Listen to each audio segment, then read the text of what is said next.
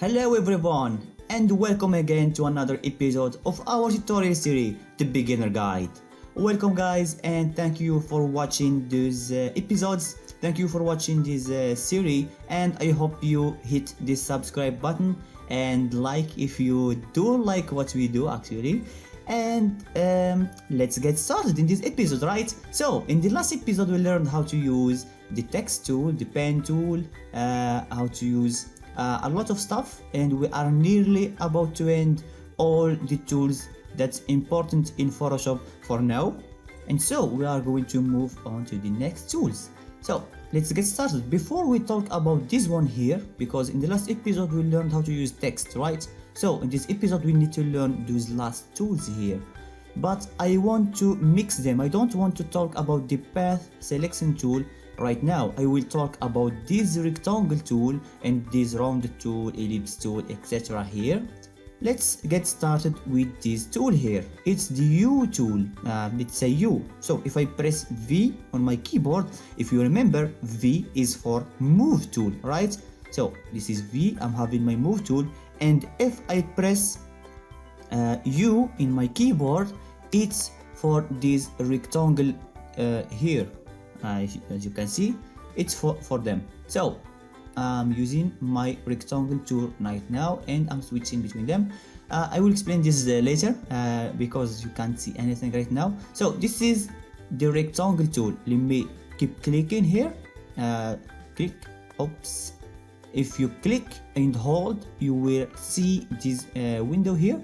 It will show you all the type you can make. And of course, we learned before, we can switch between those if we click Shift U.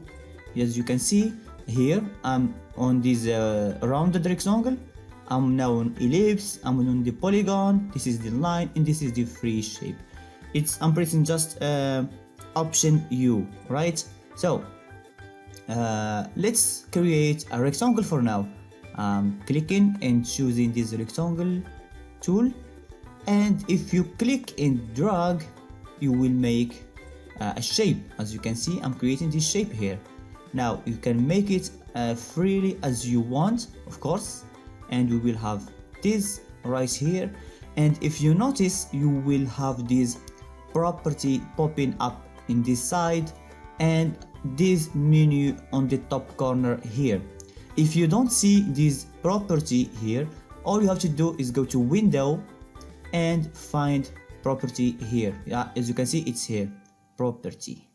I know I'm spelling it wrong, but you get the idea. So this one here, it's exactly the same as the one here. If you can see, there is just a minor difference. For example, here we have the shape, path, and pixel here. We will talk about them later, guys. For now, focus on this one here. Here we have a fill in the stroke and the size of the stroke. You will say, well, we have those in the pen tool, right? Yes, exactly. As I said before, in Photoshop, all the tools are similar in some ways, but they are totally different on how you use them. Because when we use the pen tool, we are going to make our own free shapes, alright? But using those tools here, they are predefined one. So if you want to make a square, you don't need to go and make it with the pen tool. You can make it with this one. So let's continue. As you can see here on the right, we have also the same fill here, stroke, the size, the type, and we have also this corner here as we have them here in this place. Here they are here. They are the same, but we have those options here available for us. We have this, let's say, the corner of our cube here. Let me give a fill, a color, just so we can see it clearly. Let's say I will write here 20. As you can see, we now have a rounded rectangle because we give them a rounding size.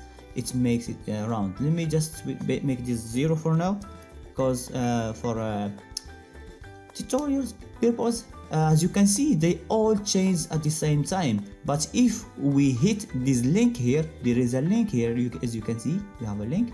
If I click it, now they are not linked. So if I make this corner here, it will change only this corner, right? This is how you can create a complex shape. This is, let's say this is the beginning for making complex shape. As you can see, if you make it, Control Z, if you make it bigger, it will be bigger too. So this is basically how you can use this tool. Let me just delete this one. I will create a new one. I want to show you the other tool. So if you click and hold, you can choose another tool here. Let me, for example, show you the ellipse tool. And of course, we can do this using just this shortcut. Let me switch back to the rectangle tool here. I will press Shift and U on my keyboard, and notice what will happen. Into a rectangle, a rounded rectangle shape. If I press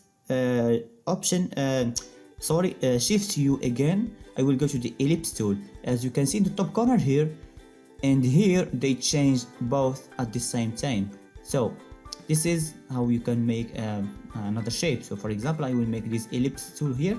Let me give it a color, just a color so we can see it.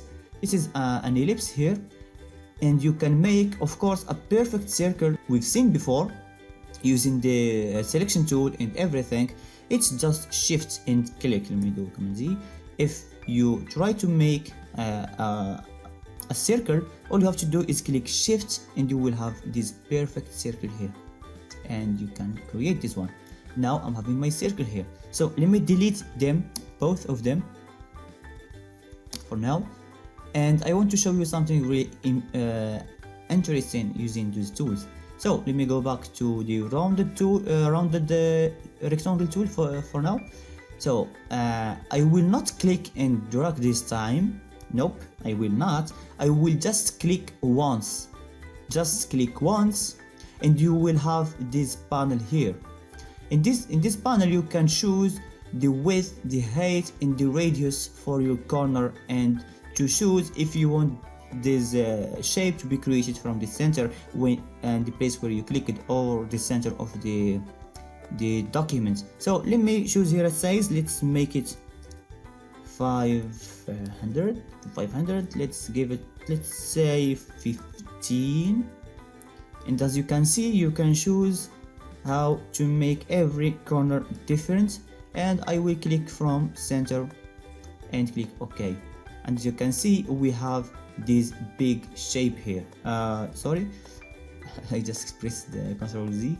So we have this shape here, and of course I can make it as I want, to pick any color, any gradient, anything you want. It's exactly like the pen tool. We can choose between no fill, nothing, or we can make it a solid color, or we can pick a gradient or make our own gradient to pick any color you want, or we can make even a shape here, a gradient, I mean, to make it into a gradient or anything you want. This is how you use this tool basically. It's not really hard, and we already seen how to use them. This is why I wanted to explain every tool one by one, because we will understand how to use them clearly and better this way. Now you understand how to make a shape, how to choose the color, how to make the gradient that you like, and everything. So see you in the next episode. Subscribe, like, and love you guys.